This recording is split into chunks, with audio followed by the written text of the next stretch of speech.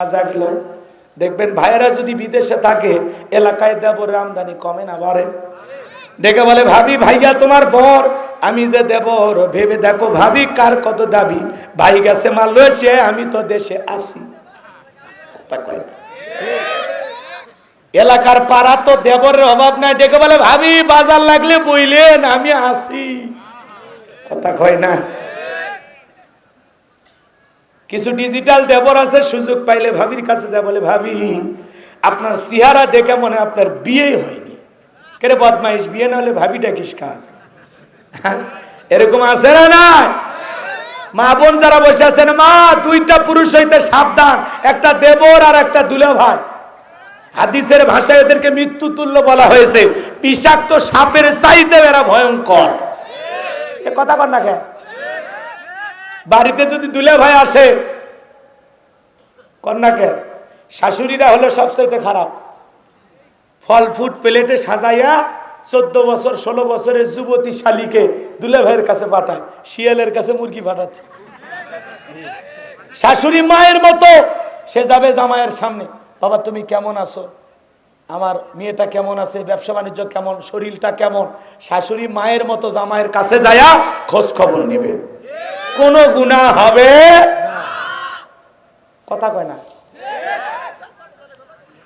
জামাই বাড়িতে আসছে, আপনি মেয়েকে বলেন মা খাবারের প্লেট রেডি কর, আমি তোর দুলে ভাইকে খাবার দেব, আর মা উল্টোটা করে নিজে খাবার রেডি করে শালিকে দিয়ে ভাটে দেয়। কথা কয় না। দুলে ভাই তখন খাবারের প্লেট শালির হাতে দেখে বলে পাগলি আমি কি এলে খাবার আসি, আমি আসি তোকে এক নজর দেখার জন্য। কথা কয় নাকি? এবার ডেকে বলে বিকেল বেলা তোর নিয়ে ঘুরতে যাবো, কয় দুলে ভাই আপনার হাত ধরে তো আমি মরতেও রয়েছি। আছে না নাই? এইবার বড় আপার স্বামী বিকেল বেলা মোটর সাইকেলে চড়ছে, মাঝখানে ভ্যানিটি ব্যাগ দিয়ে একটু ফাঁকা রাখছে, যে রাস্তাঘাটের অবস্থা ডেলিভারি রোড। কথা কর না কে? এমন কায়দায় ব্রেক করছে, এক ধাক্কায় শালি ফাঁকা জায়গা পূরণ করে দুলে ভাইও বম্বের নায়িকার মতো চাপে ধরছে। কথা কন দেখে এরকম আছে না নাই? এজন্য মা বোনদেরকে বলে মা খবরদার দেবরের মোটর সাইকেলে দুলা ভাইয়ের মোটর সাইকেলে ওঠা যাবে। মহিলারা এগুলো বেশি করে। এ বগুড়ার মা বোনেরা ভালো, এরা অবশ্য দুলে ভাই টাইম দেয় না। কিছু কিছু বখাটে দুলে ভাই আছে, বাড়ির যায় বইয়ের ওপর ঝাড়ি নেয়, তোর বাপের বাড়ি যাওয়ার কথা আমার সামনে উচ্চারণ করবি না, তোর বোনের এত অহংকার, ওই বাড়িতে গেলে আমার সাথে দেখা করে না, কথা বলে না, খবর থাক তোর বাপের বাড়িতে আমাকে যেতে বলবি না। তার মানে কি শালি কথা বলে না, দুলে ভাই খেপছে। এই দুলে ভাইয়ের চরিত্রে গন্ডগোল আছে না না? দুলে ভাই না লুচ্ছে কথা কর না কে? যে দুলে ভাইয়ের ফুটতে দিয়ে কি রে কথা কর না কে? আল্লাহ দুলে ভাইদেরকে হেদায়েত দান করুক, যারা বলে না আমিন।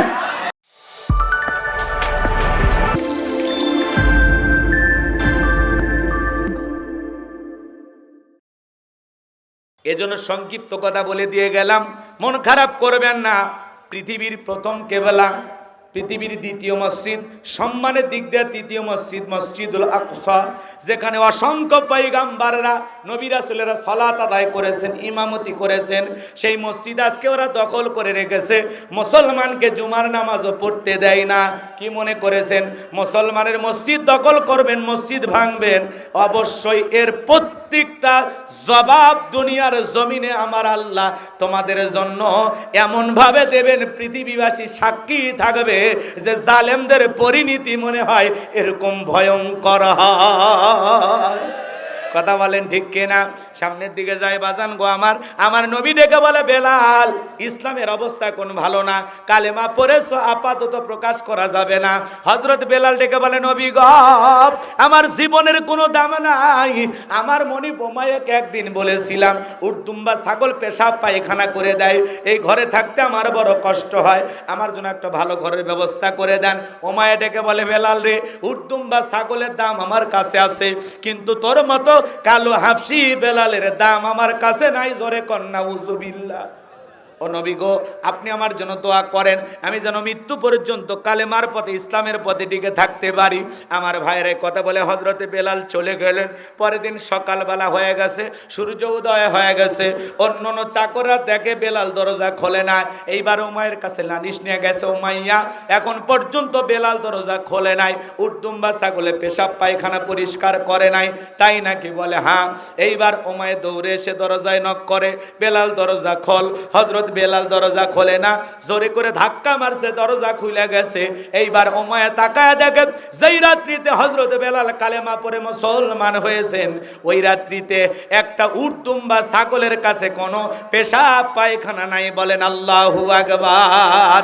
এইবার উমাইয়া ডেকে বলে, চাকরের দল, বেলালের বিরুদ্ধে মিথ্যা অভিযোগ তোমরা ছড়াচ্ছ কেন? তাকায় দেখো না, একটা উর্দুম্বা ছাগলের কাছে কোনো পেশাব পায়খানা নাই। তার মানে তোমরা যখন ঘুমাচ্ছিলে, বেলাল তখন ময়লা আবর্জনা পরিষ্কার করেছে। যাও নিজেদের কাজ করো, বেলালের বিরুদ্ধে আমি কোনো অভিযোগ শুনবো না। এইবার ওদেরকে তাড়িয়ে দিয়া এক পা দুপা করে হযরতে বেলালের কাছে চলে গেলেন। হযরতে বেলাল দেয়ালের সাথে পিঠটা লাগাইয়া জিহ্বা নাড়ায়া জিকির করে কার? এইবার হযরতে বেলালকে হালকা করে ধাক্কা মারছেন, যখন জবান দিয়ে কালেমার আওয়াজ বের হয়েছেন, তখন বলেন আল্লাহু আকবার।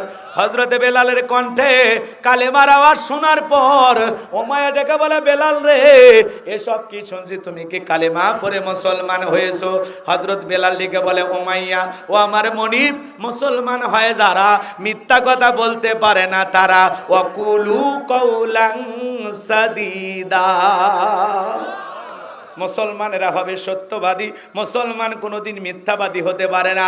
আমাদের সমাজে মিথ্যাবাদী আছে না নাই?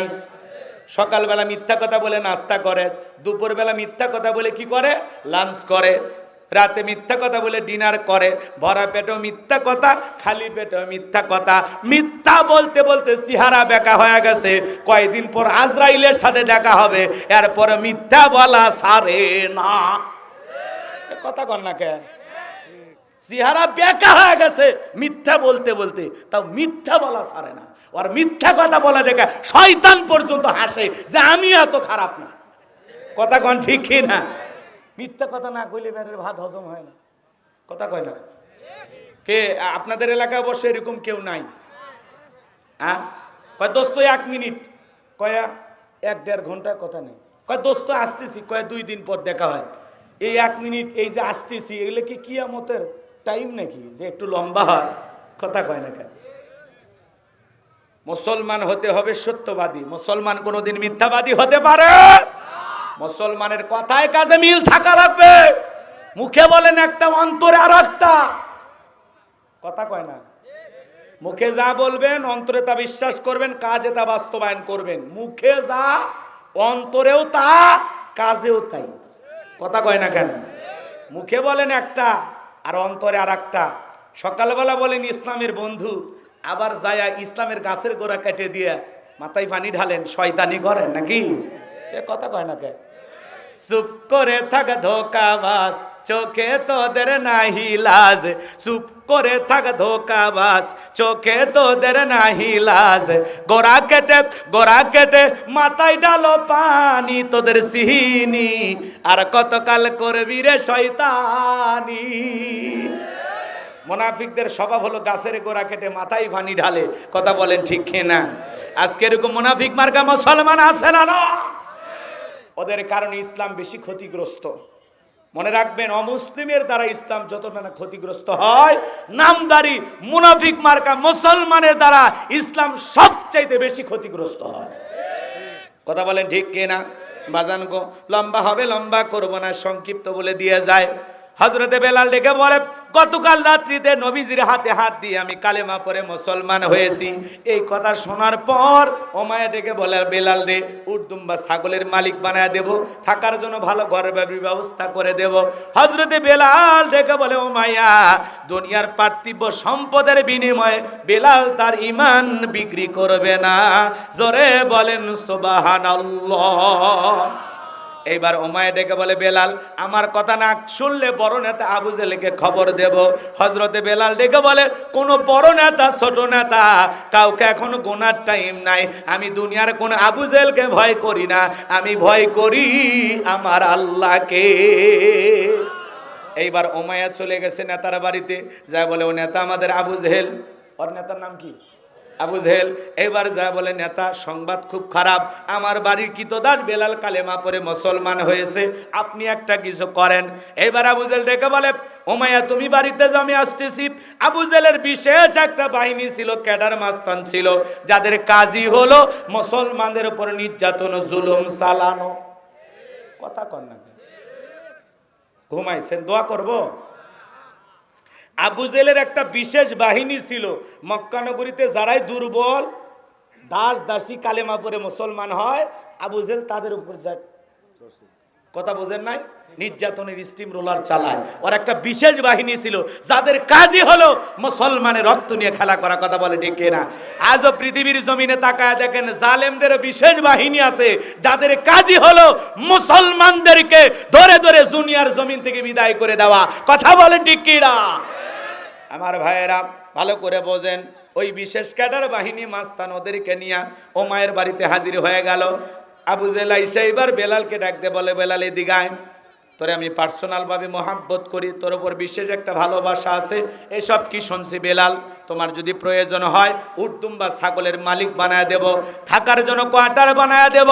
বেলাল রে, তোমার কি সমস্যা আমার কাছে বলো, ব্যবসা বাণিজ্য যদি করতে চাও, দেড়হাম টাকা পয়সা যা লাগে আমি সব দেব। বাজান গো আমার, এইভাবে লোভনীয় প্রস্তাব হযরত বেলালকে দেওয়া হলো। হযরত বেলাল ডেকে বলে, আবু জেহেল রে, দুনিয়ার পার্থিব সম্পদের বিনিময়ে বেলাল তার ঈমান বিক্রি করবে না। দুনিয়ার সব সম্পদ যদি বিলালকে দিতে চাও, এরপরে বিলাল কোনোদিন কালেমার পথ থেকে ফিরে আসবে না।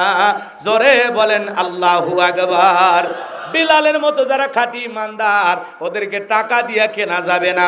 কিন্তু মুনাফিক মার্কা মুসলমানেরা টাকার বান্ডিলের কাছে সকাল বিকাল ঈমান বিক্রি করে।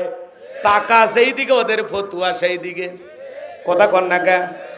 যদি বলেন হুজুর আমি কাম করছি, রাগ করে বউ তালাক দিছি, এটা নেওয়ার কোনো সুযোগ নাই। কয় হুজুর দেখেন দুটো বাচ্চা আছে, হাউ করে কাঁদতেছে। কথা কয় না কেন? এবার হুজুরের হাতে যখন 5,000 টাকা দিয়েছে, টাকার গন্ধ পায়, কয় এটা তো ঠিক না আসলে, তবে আল্লাহ ক্ষমাশীল, আল্লাহর অনেক দয়া, যেহেতু ভুল করছেন গোপনে তওবা করেন, হবে আর একবার চান্স নিতে পারেন। কথা কয় না কেন? টাকার গন্ধ পাইয়া কত লোক ফতুয়া দেয়, অবৈধ হারাম বউটাকে বৈধ বইলা দেয়। কথা কন না কা? টাকা যেই দিকে ওদের ফতুয়া সেই দিকে, টাকার বান্ডিল পাইলে যা খুশি তাই বলে। কথা বলে ঠিক কি না? আছে না নাই? আছে না না? নাম ধরে ধরে বলা লাগবে। ডিম বিরিয়ানির লোভ সামলাতে পারে না, যা খুশি তাই বলে মুখ দিয়ে। কথা কন ঠিক না? জবানকে সংযত রাখা লাগবে, যা খুশি তাই বলা যাবে না। কথা বলেন ঠিক না? আমার ভাইয়েরা, যে কথা আমি বলতে চাচ্ছিলাম, এইবার আবু জেহেল ডেকে বলে, সোজা আঙ্গুলে ঘেউ না উঠলে আঙ্গুলে একটু বাঁকা করা লাগবে। এই কথা বলে যুবকদেরকে লেলিয়ে দিল, চাবুক দিয়ে পিঠাও। হযরত বেলালকে চাবুক দিয়ে পিটাইতে পিটাইতে কালো চামড়াগুলো ফেটে রক্ত ঝরতেছে। এরা যত জোরে চাবুক মারে, বেলাল তত জোরে আল্লাহর নামের জিকিরি করে। চাবুক দিয়ে পিটাইতে পিটাইতে কালো চামড়াগুলো ফেটে রক্ত ঝরতেছে। আবু জেহেল ডেকে বলে, বেলাল রে, মারতে মারতে কালো পিঠটা ফেটে রক্ত ঝরতেছে, এরপরেও কি কালেমা ছাড়বি না? হযরতে বেলাল ডেকে বলে, আবু জেহেল রে, মারতে মারতে যদি মেরেও ফেলে দাও, জীবনটা দিতে রাজি, ঈমানের পথ ছাড়তে রাজি নাই। জোরে বলেন না আল্লাহু আকবার। এবার আবু জেহেল বলে, এইভাবে হবে না, পায়ে রশি লাগাও। পায়ে রশি লাগাইয়া আরবের গরম বালি, উত্তপ্ত বালি, বালি এত গরম সাল দিলে মুড়ি হয়ে যায়, এরকম গরম বালিতে হযরত বেলালের পায়ে রশি লাগাইয়া শেষরাইয়া শেষরেনে ঘোরা হলো। বাবলা গাছের কাঁটাগুলো জিব্বার ভিতরে মেরে দেওয়া হলো। বাজান, নানান ভাবে হযরত বেলালের উপর নির্যাতন জুলুম চালানোর পর বিকেল বেলা নিয়ে এসে বলে, বেলাল এত পিটান পিটাইলাম, পায়ের রশি লাগাইয়া নিয়ে ঘুরলাম। বেলাল রে, এরপরও কি ইসলাম ধর্ম ত্যাগ করবি না? আব্দুল্লাহর বেটা মুহাম্মদ সাল্লাল্লাহু আলাইহি সাল্লামের কালেমা ছাড়বি না? হযরত বেলাল ডেকে বলে, আবু জেহেল রে, নিঃশ্বাস থাকবে যতদিন, বেলাল ইসলামের পথে টিকে থাকবে ততদিন। মৃত্যু চলে আসলেও আমি ইসলাম থেকে সরে আসতে পারবো না। জোরে বলেন না আল্লাহু আকবার। আমি আমার জীবন দিতে রাজি, কিন্তু ইসলাম ছাড়তে রাজি নাই। জোরে বলেন না আল্লাহু আকবার। এবার আবু জেহেল ডেকে বলে, যুবকেরা যাও, ওই ঘরের ভিতরে বেলালকে এইবার বন্দি করো। বিশাল বড় একটা পাথর, কয়েকজন যুবককে বলা হলো, যাও যুবকেরা বিশাল বড় একটা পাথর নিয়ে আইসা বেলালের বুকের উপরে চাপায়া দাও। এইবার বিশাল বড় একটা পাথর হযরত বেলালের বুকের উপরে চাপায়া দেওয়া হলো। আবু জেহেল মনে মনে ভেবেছে, এই পাথরের চাপার আঘাতে বেলাল মনে হয় মারা যাবে। এই কথা ভেবে কাফেররা চলে গেল। হযরত বেলালের বুকের উপরে পাথর, এরপরেও জিহ্বা নাড়ায়া জিকির করে কার? চোখের কোনা দিয়ে অশ্রু পড়তেছে। হযরতে বেলাল চোখের কোনায় পানি, মুখে আল্লাহর জিকির করতে করতে ডেকে বলে, আল্লাহ তুমি তো সেই আল্লাহ, ইব্রাহিমের জন্য যদি নমরুদের আগুনকে ফুলের বাগান বানায় দিতে পারো, আল্লাহ তুমি কি পারো না? আমি বেলালের বুকের উপরে পাথর থাকার কারণে তোমার মতো মালিকের জিকির করতে বড় কষ্ট হয়। আল্লাহ তুমি কি পারো না বেলালের বুকের পাথরটাকে তুলার মতো নরম বানায় দিতে? হযরতে বেলাল দোয়া করতে দেরি, আসমানের মালিক আল্লাহ দোয়া কবুল করতে দেরি করে নাই। বেলালের বুকের পাথরটাকে আমার আল্লাহ তুলার মতো নরম বানিয়ে দিয়েছেন। বলেন সুবহানাল্লাহ। এইবার বেলালের নিঃশ্বাসের সাথে পাথর ওঠে আর নামে। বলেন আল্লাহু আকবার। আশিক রাসূল বেলাল, নবীর পাগল বেলাল। নবীজি যখন মক্কা নগরীতে পথ চলতো, হযরত বেলাল একবার ডানে যায় একবার বামে যায়। নবী ডেকে বলে, বেলাল বুঝিনা, একবার ডানে যাও একবার বামে যাও, ব্যাপারটা কি? হযরতে বেলাল ডেকে বলে, নবী গো, আপনি কালেমার দাওয়াত দেন, ইসলামের প্রচার করেন, ওই কাফেরগুলো আপনার শত্রু, আপনাকে টার্গেট করে যদি তীর নিক্ষেপ করে, ওই তীরটা যেন সর্বপ্রথম আমি বেলালের বুকের ভিতরে ঢোকে। নবী গো আবার বাম দিকে যায়, মনে মনে ভাবি, ওরা যদি বাম দিকে তীর নিক্ষেপ করে, ওই তীরটা যেন সর্বপ্রথম আমি বেলালের বুকের ভিতরে ঢোকে। আমি বেলাল মারা গেলে ইসলামের ক্ষতি হবে না, আপনি নবী মারা গেলে ইসলাম আর মাথা উঁচু করে সামনের দিকে দাঁড়াইতে পারবে না। চিৎকার মেরে বলেন আল্লাহু আকবার। আশিক রাসূল বেলাল, নবীর পাগল বেলাল, নিজের জীবন দিয়ে নবীজিকে আগলায় রাখতেন। সেই বেলালের ওপর নির্যাতন জুলুমের খবর নবীর কান পর্যন্ত যখন পৌঁছে গেলেন, নবী তখন আবু বকরকে ডেকে বলে, আবু বকর, আমার বেলালের নির্যাতন জুলুমের কথা আমার আর সহ্য হয় না, যাও যাও তুমি বেলালের জন্য একটা কিছু করো। হযরত আবু বকর সিদ্দিক রাদিয়াল্লাহু তাআলা আনহু কয়েক গুণ দাম বেশি দিয়া গোলামীর জীবন থেকে হযরত বেলালকে আজাদ করলেন, মুক্ত করলেন। বলুন সুবহানাল্লাহ। এই যখন ইসলামের অবস্থা, বাজান গো আমার, একদিকে সন্তান হারানোর ব্যথা, আবার সাহাবা ইকরামদের উপর নির্যাতন জুলুম, এই জন্য নবীজির মনটা ভীষণ খারাপ, মুখটা মলিন, চোখের কোনা অশ্রু ঝরতেছে। বলেন তো বাজান, নবীর যখন মন খারাপ, নবীকে সান্ত্বনা দেওয়ার দায়িত্ব কার? আরো জোরে বলেন। আমার নবী ডেকে বলে, জিবরাইল, আমার বন্ধুর মা নাই বাবা নাই, আমার বন্ধুর মা নাই বাবা নাই, আমার বন্ধুর মনটা হয়েছে ভারী, আমি আল্লাহ সইতে নাই পারি। যা জিবরাইল যা, লাহু মাহফুজ থেকে সূরা কাউসার নিয়ে যায় আমার বন্ধুর উপরে নাজিল কর তাড়াতাড়ি। আল্লাহু আকবার বল। হযরতে আনাস ডেকে বলেন, নবী গো, এই মাত্র দেখলাম আপনার মনটা খারাপ, আবার কেন মুস্কি হাসি দেন? বিশ্ব নবী ডেকে বলেন, আনাস, মনটা কেন খারাপ তা তোমরা জানো? মুস্কি হাসি দেওয়ার কারণ হলো এই মাত্র আসমান থেকে জিবরাইল এসে আমার উপরে সূরা কাউসার নাজিল করলো। বলুন সুবহানাল্লাহ। নবী তখন সাহাবা ইকরামদের সামনে সূরা কাউসার তিলাওয়াত করে শোনায় দিলেন, ইন্না আ'তাইনাকাল কাউসার ফাসাল্লি লিরাব্বিকা ওয়ানহার ইন্না শানিয়াকা হুয়াল আবতার। আল্লাহু আকবার। কষ্ট পাচ্ছেন? এবার মূল আলোচনায় চলে যায়। কষ্ট হচ্ছে আপনাদের? ছোটবেলায় যখন বাবার হাত ধরে মসজিদে গিয়েছিলাম, ইমাম সাহেবের কণ্ঠে সূরা ফাতিহা শুনেছিলাম। আজকে আপনার বয়স 30, 40, 50, 60 পার হয়ে গেছে। এত বছর ধরে যারা সূরা ফাতিহা পাঠ করে নামাজ আদায় করেন, কমপক্ষে 5 ওয়াক্ত সালাত যারা নিয়মিত আদায় করেন, 40-12 বেশি সূরা ফাতিহা পাঠ করতে হয়। কেউ কি বিরক্ত হয়ে বলেছে যে সূরা ফাতিহা পড়তে আর ভালো লাগে না? বলেছে? কোরআনের এই আকর্ষণ দিয়েছেন কে?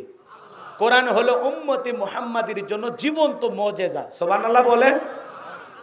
কোন ইমাম সাহেব কি বলেছে, ভাই 30 বছর ধরে সূরা ফাতিহা দিয়ে নামাজ শুরু করছি, কাল মাগরিব থেকে সূরা ইখলাস দিয়ে শুরু করব, কুল হুয়াল্লাহু আহাদ।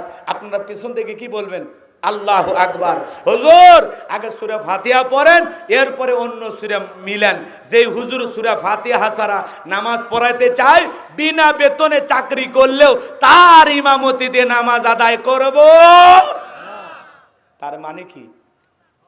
কোরআনের ভিতরে আল্লাহ এমন একটা আকর্ষণ দিয়েছেন, কিয়ামত পর্যন্ত কোরআনের আকর্ষণ মুসলমানের কাছে কমবে না।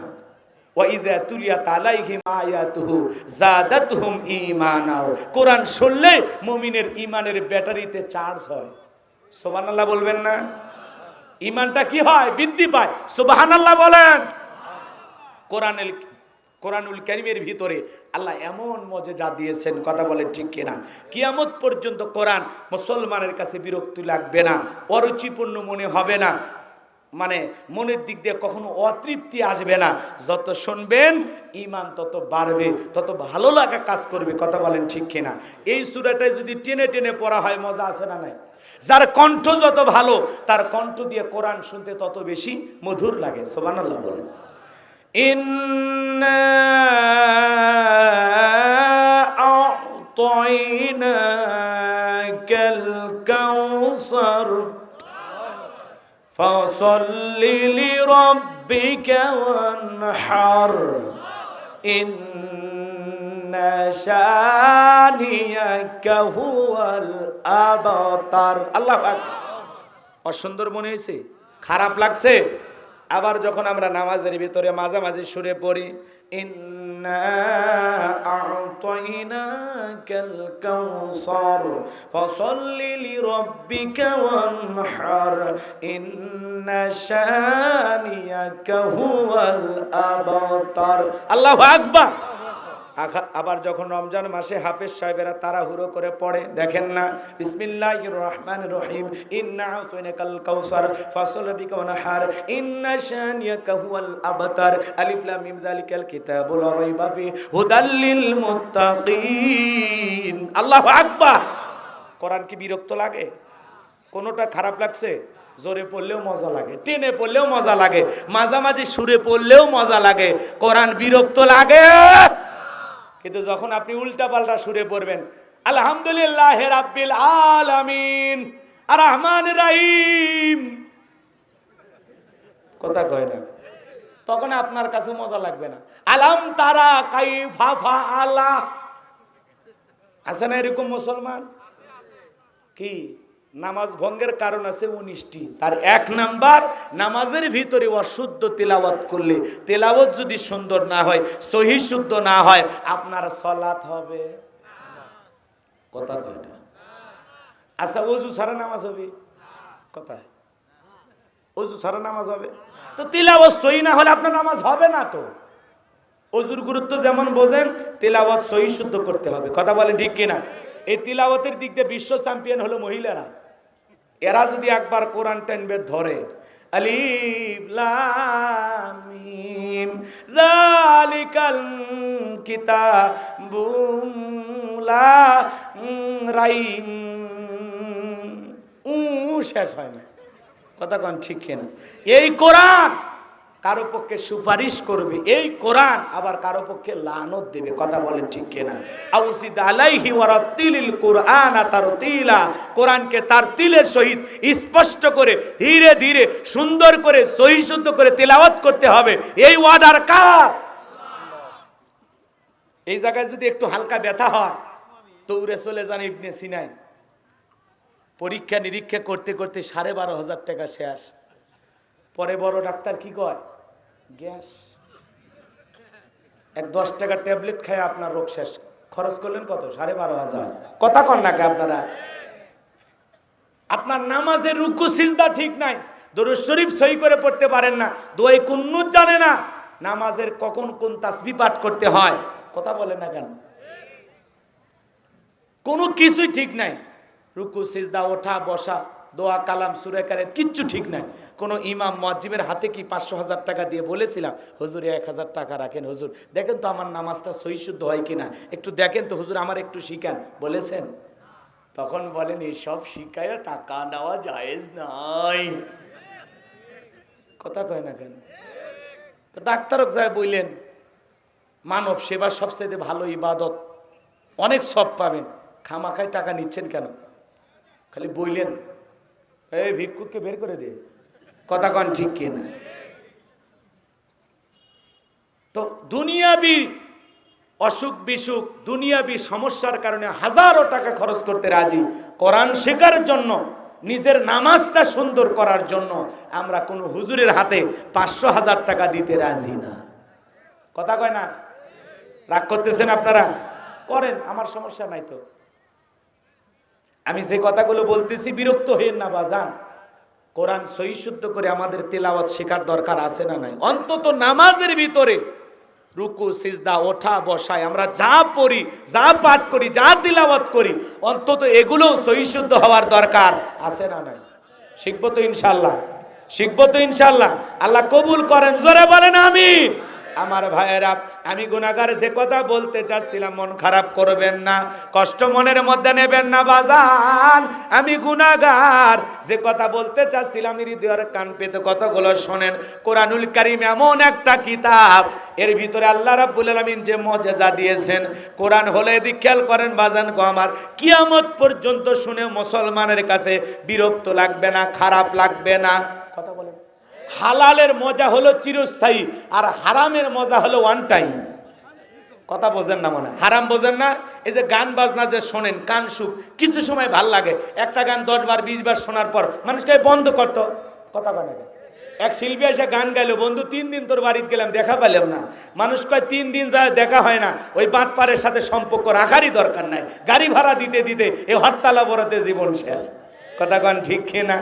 আর এক শিল্পী এসে গান গাইলো, কয় দেখা না হলে একদিন বুকের ভিতর করে সিন সিন। মানুষ কয় এটা মারাত্মক রোগ, যখন তখন পড়বি আর মরবি, হাসপাতালে নেওয়ারও টাইম দিবি না। কথা কন ঠিক কিনা? মার্কেট থেকে ওই গান আউট। আর এক শিল্পী এসে কয় কাল তো ছিলাম ভালো, আজ আমার কি হলো সে কথা বলতে পারি না। মানুষ কয় গতকালকের কথা আজকেই ভুলে যায়, এর চরিত্রে গন্ডগোল। কথা কয় না কেন? আর এক শিল্পী এসে গান গাইলো, ও প্রিয়া তুমি কোথায়, কেন শয়তান তোমাকে খুঁজতেছে তাহাজ্জুদ পড়ার জন্য। কথা কন না কেন? তার মানে একটা গান 2 বার 4 বার শোনার পরে মানুষ কয় বিরক্ত লাগে, এ বন্ধ কর। কথা কন না কেন? ওই যে আমাদের এক মমতাজ আপা, বন্ধু যখন বউ নিয়া আমার বাড়ির সামনে দিয়ে রঙ করে হাঁটে যায়, বুকটা তখন ফেটে যায়। আচ্ছা বলেন তো, শরীয়তের দৃষ্টিকোণ থেকে বউ নিয়া যাওয়া জায়েজ না হারাম? জোরে। বউ নিয়ে ঘোরা জায়েজ, কিন্তু বান্ধবী নিয়ে ঘোরা হারাম। এগুলো গানের মাধ্যমে মুসলমানদেরকে ঈমান নষ্ট করার গভীর ষড়যন্ত্র। মনে রাখবেন, বউ নিয়ে যদি কেউ যায় কোনো সমস্যা নেই। আপনাদের মসজিদের ইমাম সাহেব, উনি যদি ওনার বউকে বোরকা পরায়, পর্দা করায়, ফরজ পর্দা মেনে হাত মোজা পা মোজা লাগাইয়া ঢিলা ঢালা বোরকা পরাইয়া বগুড়া নিউ মার্কেটে নিয়ে যায়, আপনাদের কোনো আপত্তি আছে? কেউ মন খারাপ করবেন? কিন্তু ওনার বউকে বাদ দিয়ে যদি সভাপতির বউকে নিয়ে যায়, তখন কি বলবেন? হুজুর ভালোই মনে করছিলাম, দেখি আপনার ভিতরে ভেজাল আছে। তার মানে মমতাজের মতো এই ধরনের গান মুসলমানের ঈমানকে নষ্ট করবে। এরা বলে বউ বাদ দাও, বান্ধবীর হাত ধরো। কথা বলেন ঠিক কিনা? এগুলো গান শুনে মুসলমানের ঈমান নষ্ট হয়ে যাবে। কথা বলেন ঠিক কিনা? আবার ওই একই গানে বলা হয়, তুমি বন্ধু ইউসুফ হয়ে আমি জোলেখাকে থুইয়া। ইউসুফ নবী কি জোলেখার সাথে প্রেম করেছিল? নাকি জোলেখা ইউসুফ নবীর বিরুদ্ধে মিথ্যা তহমত দিয়েছিল? কথা বলেন না কেন? একটা গোপন কক্ষের ভিতরে একটা দুইটা নয়, 10টা দরজায় তালা বন্দি করে গোপন কক্ষে নিয়ে যায়, বলে দিলে বড় জ্বালা রে পাঞ্জাবিওয়ালা। এই ইউসুফ তো কিছুই বোঝে না, হুজুর সবই বোঝে, মহিলার ছলা কলা বোঝে না। কথা বলেন ঠিক কিনা? এইবার জোলেখা নিজের শরীরের কাপড়গুলো ছিঁড়ে ছিঁড়ে দেবতার মুখগুলো ঢাকতেছে। পয়গাম্বার ডেকে বলে, কাপড়ে ঢাকিলে তুমি দেবতার মুখ, কি দিয়া ঢাকিবা তুমি বিধাতার মুখ। জুলেখা কাছে আসে আর বলে, ইউসুফ রে, তোমার চোখ দুইটা ভারী সুন্দর। ইউসুফ আলাইহিস সালাম ডেকে বলে, চোখ যে আল্লাহ সৃষ্টি করেছে তারে তুমি ভয় করো, কথা বলেন ঠিক কিনা? ইউসুফ আলাইহিস সালাম বুঝতে পেরেছেন জুলেখার মনের অবস্থা কি। নিজের ইজ্জতটাকে বাঁচানোর জন্য ইন্নী আখাফুল্লাহ, অন্তরে আল্লাহর ভয় নিয়ে আল্লাহর উপরে তাওয়াক্কুল করে ডেকে বলেন, আল্লাহ, আমার ইজ্জত বাঁচানোর জন্য দৌড় মারার দায়িত্ব আমার, আর আপনার কুদরত থেকে তালা খুলে দেওয়ার দায়িত্ব আপনার। এই কথা বলে তাওয়াক্কুল করে আল্লাহর উপরে ভরসা করে ইউসুফ আলাইহিস সালাম যখন দৌড় মারলেন, আল্লাহর কুদরত থেকে প্রত্যেকটা দরজার তালা খুলে গেছে। শেষ দরজায় যাওয়া মাত্রই জুলেখা পিছন থেকে মারছে থাবা। কয়, হুজুর যাস কোথায়? থাম। এই কথা বলে পিছন দিক দিয়ে মারছে থাবা। ইউসুফ আলাইহিস সালামের শরীরের জামা ছিঁড়ে গেছে। ইউসুফ আলাইহিস সালাম ডেকে বলে, জামা ছিঁড়ে যায় যাক, ইজ্জত দেওয়া যাবে না। আল্লাহু আকবার বলে গোপন রুমের ভিতরে নিয়ে গেছে। এরপরে ইউসুফ আলাইহিস সালাম ফিরেও তাকায় নাই। এখনকার যুবকদের গোপন রুম লাগে না, পার্কের সিপা গলি পাইলেও আর পীড়িতের 12 মাস। কথা কন না কেন? এই রে ভাইরা আমার, ভালো করে শোনেন, কথায় আছে যেখানে বাঘের ভয় সেখানে রাত হয়। জুলেখা এবার শেষ দরজায় তাকায় দেখে তার স্বামী আজিজ মেসর দাঁড়াইয়া আছে। স্বামীকে দেখা মাত্র জুলেখা নেকা কান্নার অভিনয় শুরু করছে। যেই মহিলা কথা বলার আগে বেশি বেশি কান্না করে, বুঝবেন এই মহিলার চরিত্রে গন্ডগোল। কথা কওয়ার আগে কান্দে দেয়, আমার কেউ না। তোর কেউ নেতে বাঁচে আছো কে? কথা কর না কে? কথা কর না কে? কথা কওয়ার আগে পেঁপো ভ্যাবো। যেই মহিলা কথা বলার আগে কান্দে দেয়, বেশি বেশি কান্নাকাটি করে, তোর চোখ দিয়ে এত পানি আসে করতে কে? মোটর বসাছো চোখ যে টিপ দেওয়া হয় না? কথা কয় না কেন? যার বউ বেশি কান্নাকাটি, এ চুপ, পরে কান। কি ঘটনা হয়েছে আগে খুলে বল। তোর কথা শুনে যদি মনে হয় কথা কান্দা লাগবে, স্বামী স্ত্রী দুইজন জামাত করে কান্দা হবে। কথা কোন ঠিক কিনা? এই যে মহিলা কথায় কথায় কান দিবি, কান্দেই মামলা জিতবে চায়, কান্দেই মানুষের মন জয় করবে চায়, বুঝবেন ওই মহিলার ভিতরে ভেজাল আছে। তোর চোখের এত পানি কোত্থেকে আসে? কিছু কর আগে আমার কেউ নেই। কথা কয় না, কথা কয় না। রাগ করতেছেন মনে হয়। এ বাজান গো আমার, কথায় কথায় কান্না কর, এরকম মহিলার কিন্তু মন মেজাজ ভালো না।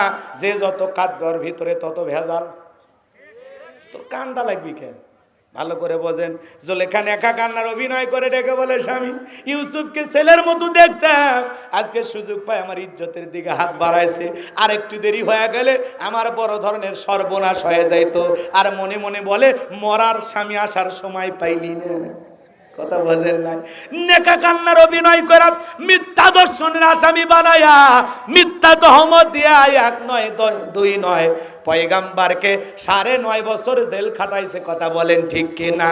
এজন্য নারীদের ষড়যন্ত্র বড় মারাত্মক। ওরা যদি ষড়যন্ত্র করে, শয়তান ওদের কাছে ফেল মারে।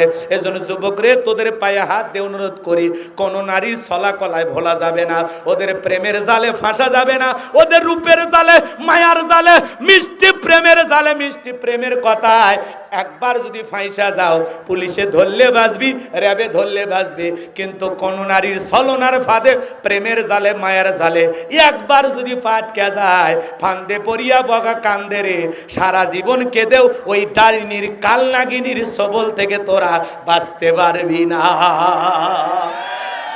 কথা কন না, কথা কন না কেন? ওরা ছেলেদেরকে ভালোবাসে না, ওরা ছেলেদের মন নিয়ে ব্যবসা করে। এ কথা কন না। বলবো বলবো, পরে আসতেছি। কথা মনে হয় আপনারা ভুলে গেছেন কোন কথা বলছিলাম। ভালো করে বোঝেন বাজান গো আমার, একটু মনোযোগ দিয়ে গুনাহগারে কথাগুলো শুনে যাবেন। আমি আর কথা বাড়াইতে চাই না, যে কথা বলতে চাচ্ছিলাম, গান বাজনা জায়েজ না হারাম।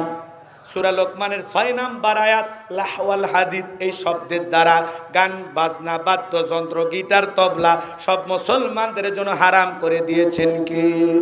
এ যুবক, গান বাজনা শ্রবণ করা যাবে? এগুলো ক্ষণিকের সুখ দেয়, কিছু সময় ভাল লাগে, মজা লাগে। 10 12 20 মানুষ করে প্যান পেনি বন্ধ করতো। কথা কন না। এখন শিল্পী যেমনে গাইছে, ও প্রিয়া তুমি কো, মানুষকে তার ছিঁড়ছে নাকি? কারণ হিরো আলম দেখেন না, গান পারুক আর না পারুক, সুর এটা মেরে দেয়। দেশি বিদেশি হিন্দি। এই যে আজকে হিরো আলম কথা কেন মনোনয়ন পত্র জমা দিতে গেছে, বাতিল ঘোষণা করছে। কথা কর, বাতিল ঘোষণা করছে। ও বলতেছে এরা আগে বহুবার বাতিল ঘোষণা করেছে, আমি নাসর বান্দা। কথা কয় না কে? আমি আবার কই যাব? কথা কর, কোন জায়গায় যাবে? হ্যাঁ, ও কিন্তু সেই জিনিস। ও বলতেছে আমার মনোনয়ন পত্র বাতিল ঘোষণা করেছে। হিরো আলম এইবার বলতেছে আমি বরাবরই প্রত্যেকবার হাইকোর্ট থেকে নিয়ে আসছি, এইবারও যাব। কথা কয় না কেন? এরপরে চিত্রনায়িকা মাহিয়া মাহি এটাও বাতিল করছে। বাংলাদেশে 93 জন এমপি পদপ্রার্থী তাদের মনোনয়ন পত্র বাতিল ঘোষণা করা হয়েছে। শিল্পী ডলি সায়ন্তনী, নাম শোনেননি? এই যে এতগুলো যারা হিরো নায়ক অনেকেরই বাতিল করা হয়েছে। কথা কন ঠিক কিনা? এগুলো একটু তো হবেই, আলোচনা সমালোচনা হবে, হবে না? আবার হিরো আলম দেখবেন বগুড়া থেকে নির্বাচনে দাঁড়াবে, বলতেছে এইবার আমার একতারা মার্কা নয়, এইবার আর মার্কা হবি ডাব, জনগণক ডাব খাওয়ায় ঠান্ডা করবি।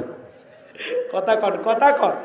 এটা খেলা দেখালো ভাই, খেলা দেখালো। ও বলতেছে আমি দেশের বাহিরে ছিলাম তো এজন্য আমার ফর্ম পূরণ করতে কিছু ভুল হয়েছে, এই ভুলের কারণে আমার মনোনয়নপত্র বাতিল ঘোষণা করা হয়েছে। আমি যেহেতু দুবাই থেকে আসলাম, ওই যে দুবাই দেখছেন না? হ্যাঁ, দুবাই গেছিল তো, যাই হোক দুবাই থেকে আসছে। যুবকের আবার এগুলো নিউজ ভালো বোঝে। কথা কন না কেন? এ বাজান গো আমার, তাহলে হিরো আলম দেশি বিদেশি হিন্দি আরবি কোনো গান গাওয়া কিন্তু বাদ হয়নি, রবীন্দ্রসঙ্গীত পর্যন্ত গাইছে। খালি ভাটিয়ালের পল্লী গীতে এগুলো বাদ কি আছে, এলে মনে শুরু করবি। কথা কন নাকি আপনারা? তাহলে একটা গান 2 দিন 4 দিন শুনতে ভাল লাগে, বেশি শুনতে ভালো লাগে না, বিরক্ত লাগে। মানুষ কই প্যান পিন বন্ধ করে, কিসের বাদাম ফাটে শেষ চপ। কথা কয় না কেন? কথাকে বোঝা গেল। তার মানে হারামের মজা হলো ক্ষণস্থায়ী, ওয়ান টাইম। কিছু সময় ভাল লাগে, সব সময় ভালো লাগে। জোরে বলেন, সব সময় ভালো লাগে। কিন্তু হালালের মজা হলো চিরস্থায়ী, মৃত্যু পর্যন্ত হালালের উপরে কেউ বিরক্ত হয় না। কথা বলেন ঠিক কিনা? আমার ভাইয়েরা, আমার আল্লাহ রাব্বুল আলামিন বলেন ইন্না আ'তাইনাকাল কাউসার। আল্লাহু আকবার। আমার আল্লাহ ডেকে বলেন নবী গো, নিশ্চয়ই আমি আল্লাহ পাক আপনাকে হাউজে কাউসার দান করেছি। নবীকে হাউজে কাউসার দান করেছেন কে? আরো জোরে, আরো জোরে, ভালো করে বোঝেন। আল্লাহ রাব্বুল আলামিন ডেকে বলেন, একটু জবান ছেড়ে সবাই আর একবার তিলাওয়াত করে বলেন। আমার আল্লাহ বলেন ইন্না আ'তাইনাকাল কাউসার। আমার আল্লাহ ডেকে বলেন নবী গো, আমি আল্লাহ পাক অবশ্যই আপনাকে হাউজে কাউসার গিফট করেছি, হাউজে কাউসার দান করেছি। দুনিয়ার কোন নবী রাসূলকে আল্লাহ রাব্বুল আলামিন হাউজে কাউসার দান করেন নাই। আপনার আমার প্রিয় নবীকে আল্লাহ পাক হাউজে কাউসার দান করেছেন। এ হাউজে কাউসারের পানি মধুর চাইতে মিষ্টি, পানির চাইতে ক্লিয়ার। কঠিন কিয়ামতের ময়দানে যেদিন মানুষের জিহ্বা কুকুরের মতো ঝুলে আসবে নাভি পর্যন্ত, যেদিন জমিন হবে তামার জমিন, সূর্যটা সহাত মাথার উপরে চলে আসবে, যেদিন মা তার সন্তানের পরিচয় দেবে না, ভাই ভাইয়ের পরিচয় দিবে না, স্ত্রী স্বামীর পরিচয় দেবে না, যেদিন আল্লাহর আরশের ছায়া ছাড়া আর কোনো ছায়া থাকবে না, ওই কঠিন কিয়ামতের ময়দানে বিচার দিবসের একদিন হবে 50,000 বছরের সমান। ওই কঠিন কিয়ামতের ময়দানের নবীজির হাতে এক পেয়ালা হাউজে কাউসারের পানি যে পান করবে, জান্নাতে ঢোকা পর্যন্ত তার আর তৃষ্ণা লাগবে না। সুবহানাল্লাহ বলবেন না? কষ্ট হচ্ছে আপনাদের? ভাই অনেকে কিন্তু ওঠা বসা করতেছেন, আমি কিচ্ছু বলতেছি। 12:30 কিন্তু বাজেনি, বাচ্চা। আপনি আপনার ওয়াদা ঠিক রাখার চেষ্টা করেন। আর যদি নিজের ওয়াদা, আমরা হাত তুলে সব ওয়াদাই দিই, আসি হুজুর, আসি হুজুর, কাজের বেলায় নাই। কথা কোন ঠিক কিনা? আমার ভাইয়েরা একটু মনোযোগ দিয়ে শোনেন বাজান, কয়েকটা মিনিটের মধ্যে আমি শেষের দিকে চলে যাব, মন খারাপ করবেন না। তাহলে হাউজে কাউসারের পানি যদি একবার কেউ কিয়ামতের ময়দানে পান করে, জান্নাতে ঢোকা পর্যন্ত তারা তৃষ্ণা লাগবে না। সুবহানাল্লাহ। এই হাউজে কাউসারের পিয়ালা ভালো করে বোঝেন। হযরত আবু বকর সিদ্দিক রাদিয়াল্লাহু তাআলা আনহু পিয়ালাগুলো ভরায়া দিবেন, মাঝখানে দাঁড়িয়ে থাকবেন হযরত ওমর। আবু বকরের হাত থেকে নিয়ে হযরত ওমর বিশ্ব নবীর হাতে দেবেন, আর নবীজি তার আদরের উম্মতদেরকে খুঁজে খুঁজে হাউজে কাউসারের পানি পান করাবেন। বলুন সুবহানাল্লাহ। এই হাউজে কাউসারের পিয়ালা পর্যন্ত কারা কারা পৌঁছাইতে চান দুহাত তুলে আল্লাহকে একবার দেখান। রব্বুল আলামিন আমাদের সবাইকে রসুলের হাতে এক পেয়ালা করে হাউজে কাউসারে পানি পান করার তৌফিক দান করুন, জোরে বলুন আমিন। সেই সৌভাগ্য বান্দাদের তালিকায় আমাদের নামগুলো লিখে নেন, জোরে বলেন আমিন। আল্লাহ যেন রসুলের হাতে এক পেয়ালা করে হাউজে কাউসারের পানি আজকের মাহফিলের সকল মানুষকে পান করার তৌফিক দান করেন, জোরে বলেন আমিন। আর একবার বলেন আমিন। হাত নামান। এই যে হাউজে কাউসারের মানুষ দলে দলে যাবে নবীজির কাছে হাউজে কাউসারে পানি পান করার জন্য। মাঝখানে আল্লাহ রাব্বুল আলামিন পদ্মার আবরণ তৈরি করে দেবেন। আমার নবী ডেকে বলবেন, আল্লাহ অনেকগুলো উম্মতকে দেখলাম আমার কাছে আসতেছে, এখন আমার সংখ্যায় কম দেখতেছি, বাকি উম্মতগুলো গেল কোথায়?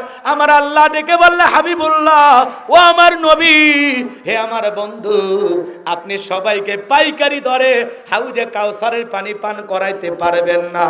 যারা দুনিয়ার জমিনে দুইটা অপরাধ করেছিল, ওই দুইটা অপরাধের কারণে আমি আল্লাহ তাআলা তাদেরকে হাউজে কাউসারের পানি পান করতে দেব না। এক নাম্বার অপরাধ শুনবেন, মাথা গরম করেন না, বলবো। এক নাম্বার অপরাধ যারা জালেমদের পক্ষে ছাপাই গায় বোঝেন? হ্যাঁ, ওদের কথায় তাল মিলায়। এই অপরাধের সাথে জড়িত যারা রসুলের হাতে হাউজে কাউসারের পানি পাবে না, তারা জুলুম করতেছে, অত্যাচার করতেছে, কষ্ট দিতেছে, তাও সমর্থন দিচ্ছেন যে না ঠিক, সব ঠিক, আপনি যা করেন সব ঠিক। কথা কয় না? তুমি নামাজ পড়ো,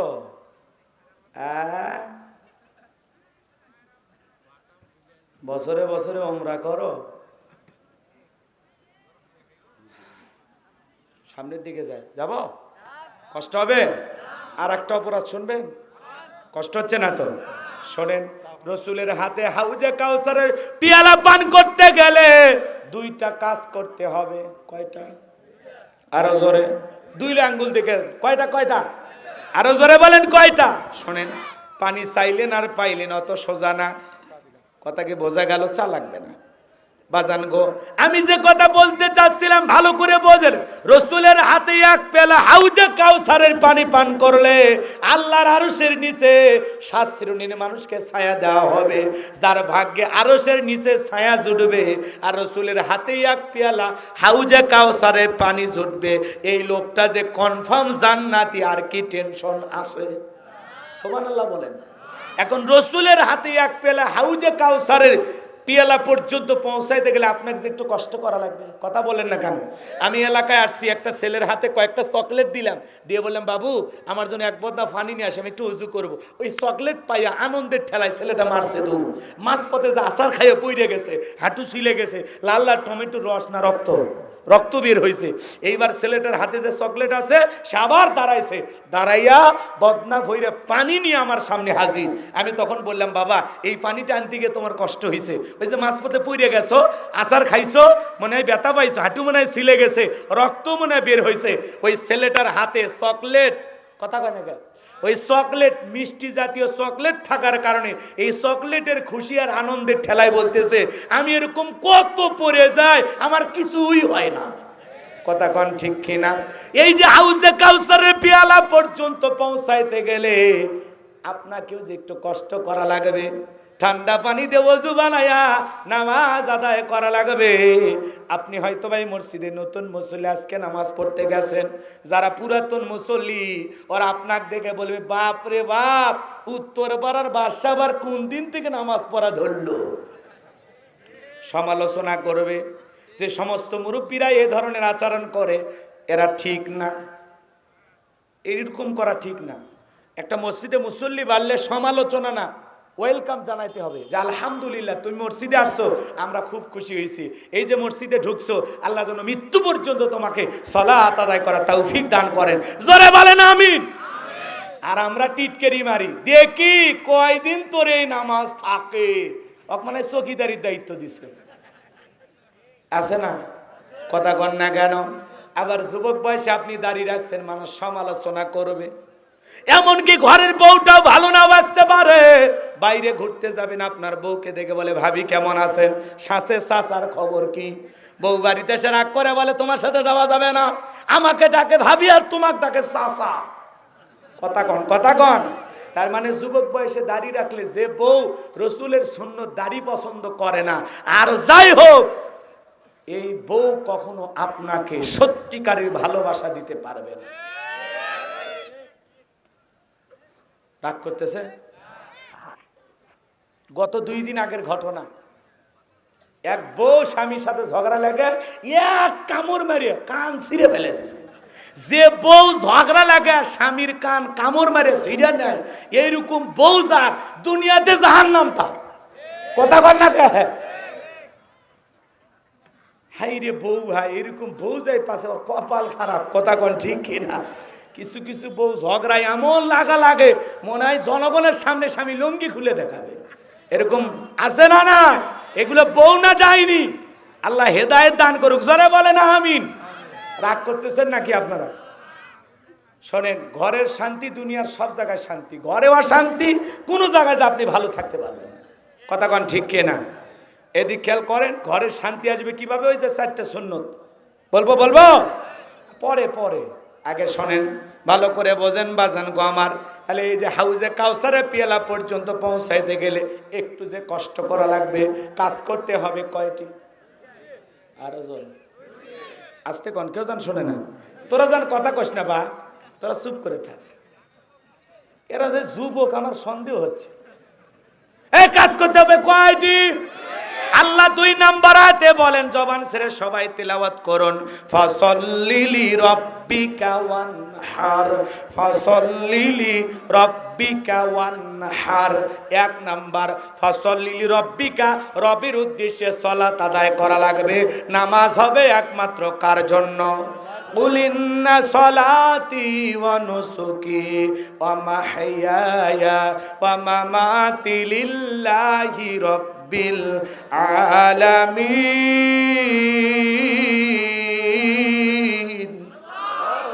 নবীজি আপনি বলুন, আমার নামাজ, আমার কুরবানি, আমার জীবন, আমার মরণ লিল্লাহি রাব্বিল আলামিন, আসমান জমিনের প্রতিপালকের জন্য। জোরে বলেন আল্লাহু আকবার। মুমিন জীবনের সকল ইবাদত হবে একমাত্র কাকে খুশি করা? আমার জীবন, আমার মরণ, আমার বন্দেগি কবুল করো ইয়া ইলাহি, আমার জিন্দেগি, আমার জীবন, আমার মরণ, আমার বন্দেগি। জোরে বলেন মারহাবা। ফাসাল্লি লিরাব্বিকা, রবের উদ্দেশ্যে সালাত, নামাজ হবে একমাত্র আল্লাহ তাআলাকে রাজি খুশি করার জন্য। সালাত হবে কার জন্য?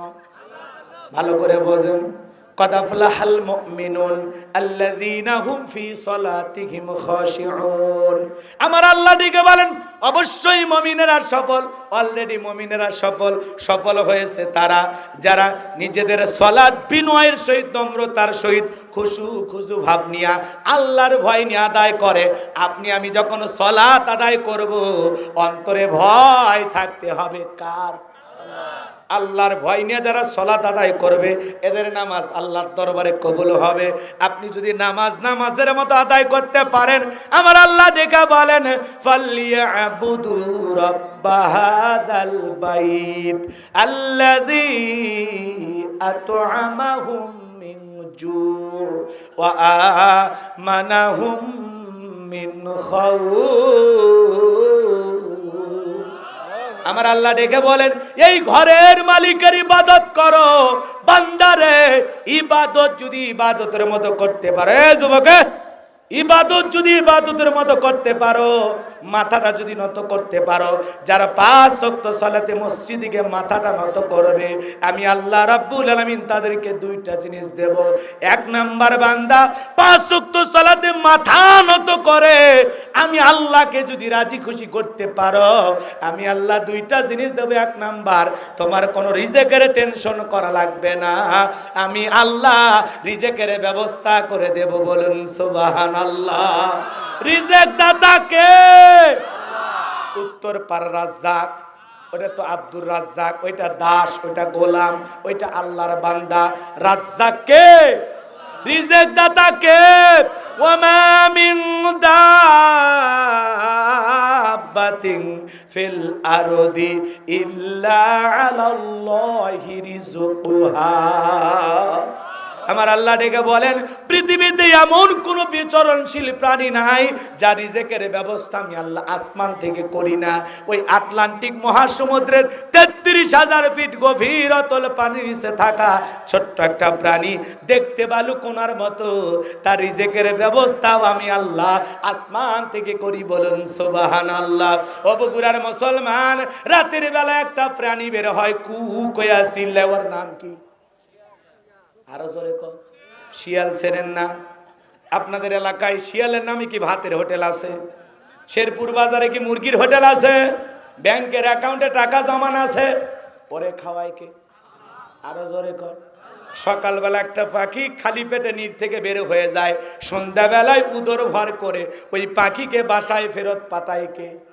রিক্সা চালক সকালবেলা খালি পকেটে বের হয়ে যায়, ভ্যান চালক সন্ধ্যা হইতে হইতে পকেটের মধ্যে 1000-1200 টাকার ব্যবস্থা করে কে?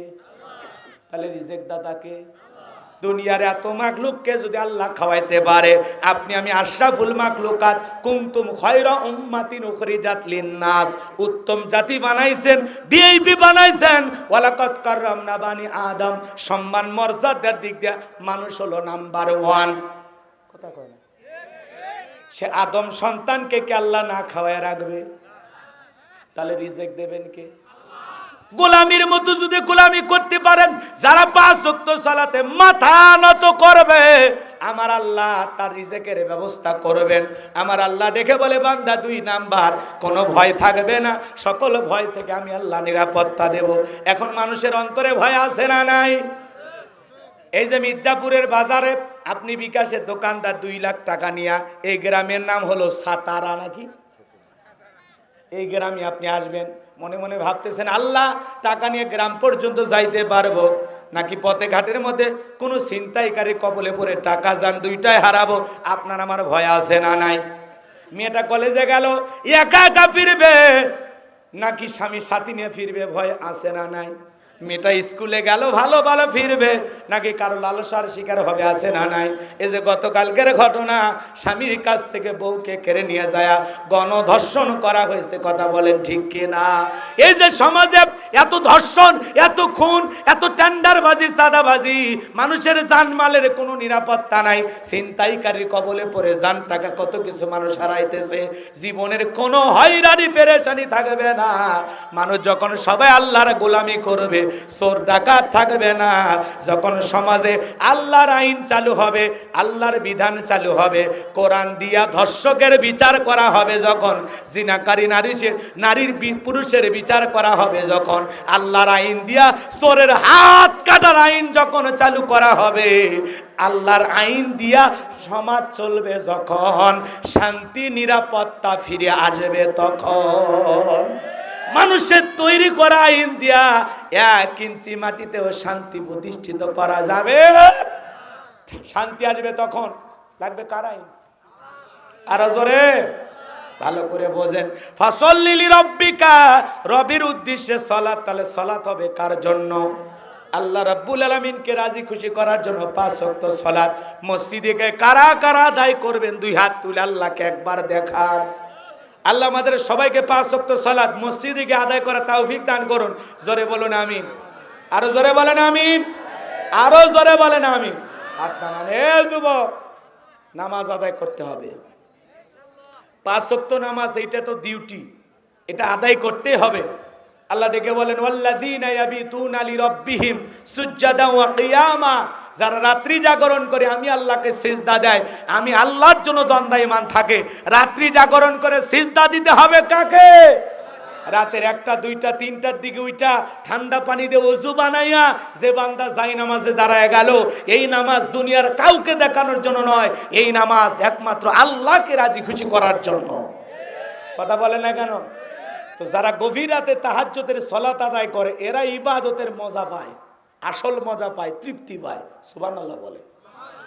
বগুড়ার মানুষও দেখতেছে একটু অন্যরকম, অনেক জায়গায় ঘটনা বললে চুপচাপ থাকে, এই জায়গা তো তাই। যখনই দেখেন তাফসিরে প্রবেশ করছি ওটা শুরু, দোয়া করব। বিরক্ত হন কেন? নামাজের কথা বলে আপনি বিরক্ত হবেন কেন? আপনার তো ভালো লাগার কথা। খালি মসজিদ সুন্দর বানাইলে হবে না, এই মসজিদের যারা নামাজ আদায় করবে তাদের অন্তরও সুন্দর হওয়ার দরকার আছে না নাই? জোরে বলেন। মসজিদের নাম আত-তাকওয়া, লেখছে কিনা? অন্তরে তাকওয়া থাকা লাগবে, এই হৃদয়ে তাকওয়ার আয়না বসাইতে হবে। আল্লাহর ভয় যদি অন্তরে থাকে আপনার দ্বারা কখনো গুনাহ করা সম্ভব নয়, আপনি পিটাইলেও গুনাহ করবেন না যদি অন্তরে কার ভয় থাকে। হ্যাঁ যুবক, তাহলে ভালো করে বোঝেন, ইমানদার যারা তারা রাতের 1টা 2টার দিকে উঠা ওযু বানাইয়া সিজদা দেবে কাকে? রাত্রি জাগরণ করবে কাকে পাওয়ার জন্য? গভীর রাতে প্রেম হবে কার সাথে? হ্যাঁ, যারা মুমিন তারা আল্লাহর সাথে প্রেম করবে। যুবকেরাও প্রেম করে, তবে আল্লাহর সাথে না। ওরাও রাত্রি জাগরণ করে, ইউটিউব, ইন্টারনেট, ফেসবুকে, ইমো, মেসেঞ্জারে বান্ধবীর সাথে কথা বইলা সারা রাত কাটায় দেয়। কথা কয় না কেন? কি যে পাইছে মেসেঞ্জারে, ইমোতে, কি করছো জান, খাইছো, ঘুমাইছো। মেয়ে বলতেছে একটা বই পড়তেছে গল্পের। কি বই? কয় তোমাকে চাই। কয় আমার বাড়িতে একটা উপন্যাস আছে, মিলন হবে কত দিনে, তোর মরণের পরে। কথা কন ঠিক কিনা? এরকম বখাটা টাইপের যুবক আছে না নয়? ফজরের আজান হয় যখন, ওই হাইব্রিড যুবক ঘুমাইতে যায় তখন। এ যুবক, এই যে না ঘুম, এই নামাজ না পড়ে যে ঘুমাইলি, এই ঘুম ভাঙলে সকাল, না ভাঙলে পরকাল। কেমন করে ঘুমাও তুমি ও বগুড়ার যুবক, কেমন করে ঘুমাও তুমি ফজর করে কাজা, এমন তো হতে পারে ও তোমার জোহরে জানাজা, এমন তো হতে পারে ও তোমার জোহরে জানাজা। তাহলে নামাজ পড়ার দরকার আছে না নাই? পড়ব তো ইনশাআল্লাহ। আল্লাহ রাব্বুল আলামিন বলেন 2টা কাজ, ফসল্লি লিরাব্বিকা ওয়ানহার। 1 নাম্বার রবের উদ্দেশ্যে সালাত আদায় করো, 2 নাম্বার রবের উদ্দেশ্যে কুরবানি করো। নামাজ হবে যে আল্লাহর জন্য, কুরবানিও হবে সে আল্লাহর জন্য। কুরবানি করা মানে খালি পশু জবাই করা না, নিজের আমিত্বকে কুরবানি করা, অহংকারকে কুরবানি করা, নিজের ভিতরে থাকা পশুসুলভ আচরণকে কুরবানি করা, অর্থকে কুরবানি করা, সময়কে কুরবানি করা। কথা বলে ঠিক কি না? আমরা এমন কুরবানি করি, এমন একটা গরু কিনে নিয়ে আসছে, 7 জন ভাগে, 4 জন দড়ি ধরে টানে, পিছন থেকে 3 জন ঠেলে, যেই গরুর উপরে বয়স্ক ভাতা ওয়াজিব।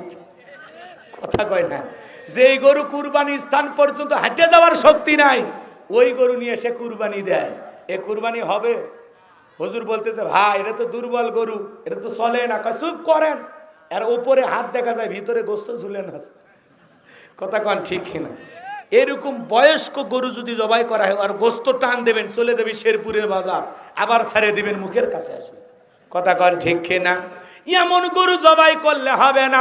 তাসরুন নাদিরিন, চমৎকার একটা গাভী জবাই করতে হবে, আকর্ষণীয় গরু। কথা কয় না কেন? হুষ্টপুষ্ট, মোটা, তাজা, সুন্দর দেখা। শোনেন, যারা কুরবানি দেবেন, আমি কুরবানির ওয়াজ করব না, আপনারা বিরক্ত হচ্ছেন তো আমি আর কথা বাড়াতে চাচ্ছি না, শেষ কথা বলে দিয়ে যাই। শোনেন, ভালো করে বোঝেন, যারা কুরবানি দেবেন নিয়ত সহি করবেন। কি সহি করবেন? নিয়ত সহি, টাকা হালাল। যদি নামাজি হয়ে কুরবানি দেন, বিশ্বাস করেন নিয়ত সহি, টাকা হালাল, আপনার পশুর রক্ত জমিনে পড়ার আগে আসমানের মালিক আল্লাহর দরবারে কুরবানি কবুল হয়ে যাবে। আল্লাহ বলেন ওয়ালাকি ইয়ানালুহুত তাকওয়া মিনকুম, বান্দারে আমি তোমার তাকওয়া দেখি, তোমার অন্তরে যেটা আছে আমি আল্লাহ সেইটা গ্রহণ করব। কথা বলে ঠিক কি না? 10 লাখ টাকা দিয়ে গরু কুরবানি নিয়ে এসে তালুকদার, মনে করেন মির্জাপুর রাস্তায় বাঁধে রাখছে, মানুষ কয় কত দিয়ে কিনছেন, তালুকদার কয় 10 লাখ, কয় ঠকেন নাই, জিতছেন। তালুকদার কয় আমি ঠকার মানুষ।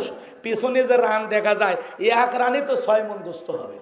যারা কুরবানি কিনে নিয়ে এসে রানে কিরকম গোস্ত হবে, ঘাড়ের এই সুটে কি পরিমাণে গোস্ত হবে, এই গরুর গোস্ত কেমন স্বাদ হবে, জবাই করার আগে যারা এরকম হিসাব নিকাশ করে, এদের কুরবানি কি কবুল হবে? এদের মধ্যে আর কসাইয়ের মধ্যে কোনো পার্থক্য আছে? কথা কয় না। আবার অনেকে কুরবানি দেয়, কয় আমি এই গ্রামের সবচাইতে বড় গরু দিই। মাসাঙ্গে এসে দাঁত খিলল করে আর দেয়, গল্প গল্প দেয়। বোঝেন না, বোঝেন না? আপনাদের এলাকায় এরকম নাই? কয় প্রত্যেক বছর আমি এই গ্রামের সেরা গরু দিই। মানে কি? ওটা একটা ওর অহংকার। কথা বল না কেন? এরকম আছে না নাই? শোনেন, 10,000 টাকার ছাগলও যদি দেন, নিয়ত সহি কবুল হবে। 10 লাখ টাকা দিয়ে দিলেন, নিয়তে ভেজাল, টাকায় ভেজাল, দুর্নীতির টাকা, ঘুষের টাকা, সুদের টাকা, কবুল হবে না। কথা কয় না, কথা কয় না। কিছু কিছু মুরব্বী চাচারা নিয়ত করে যে কুরবানি না দিলে ছেলে মেয়ে ওই গ্রামের গোস্তের দিকে তাকায় থাকবে, অতএব সুদের টাকা তুলে হলেও কুরবানি দেব।